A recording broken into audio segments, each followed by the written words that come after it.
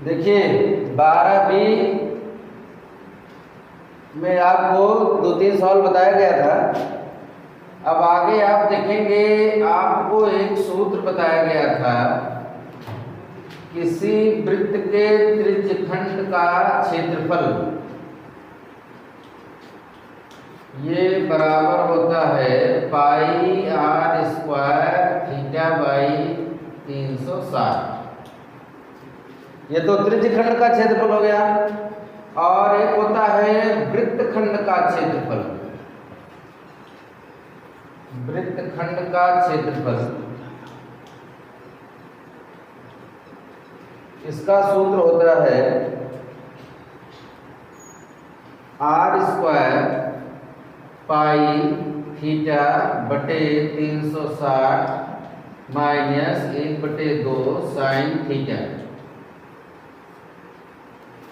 अब अगर त्रिज्यखंड का क्षेत्रफल ज्ञात करना होगा तो इस सूत्र से ज्ञात करेंगे, और अगर वृत्तखंड का क्षेत्रफल ज्ञात करना होगा तो इस सूत्र से ज्ञात करेंगे।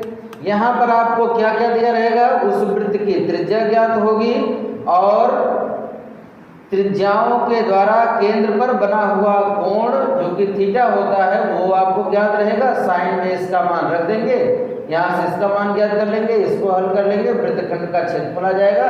अब हम आपको एक उदाहरण बता रहे हैं।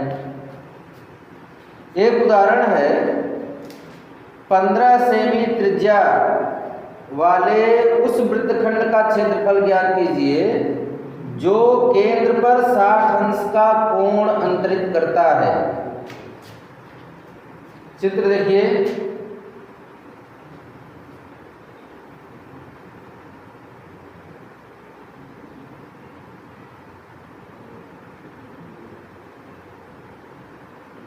पंद्रह सेंटीमीटर त्रिज्या है और केंद्र पर बना हुआ कोण जो है वो है 60। इसको हम मान लेते हैं AOB। अब वृत्तखंड का क्षेत्रफल ज्ञात करना है। वृत्तखंड क्या है, ये जो भाग हम यहाँ पर इंडिकेट कर रहे हैं यही इसका वृत्तखंड है, इसी का क्षेत्रफल ज्ञात करना है। चलिए वृत्तखंड का सूत्र आपको बताया गया क्षेत्रफल का, उसी सूत्र में रखेंगे। यहाँ पर r का मान हो जाएगा 15, तो ये हो जाएगा 15 गुणे 15, कोष्टक में पाई का मान 22/7, थीटा का मान 60 बटे 360 माइनस 1/2 साइन थीटा का मान 60। ये हो जाएगा 225, और इसको जब हल करेंगे तो 60 से ये कट जाएगा, यहाँ पर आ जाएगा 6, फिर 2 से काटेंगे तो 2 3 6 और 11 दूनी 22।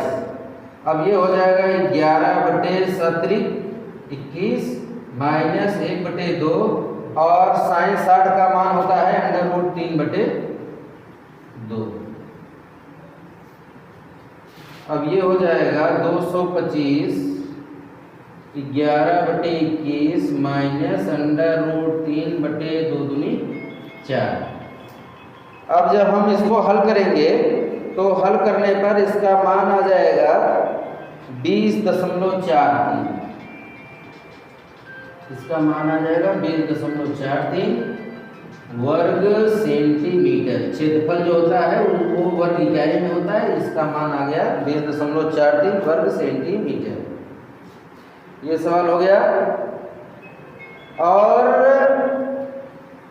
इसी में एक चीज और पूछ रहा है कि ये जो बचा हुआ इस, देखिए वृत्तखंड जो है वो दो होते हैं, एक होता है लघु वृत्तखंड और एक होता है दीर्घ वृत्तखंड।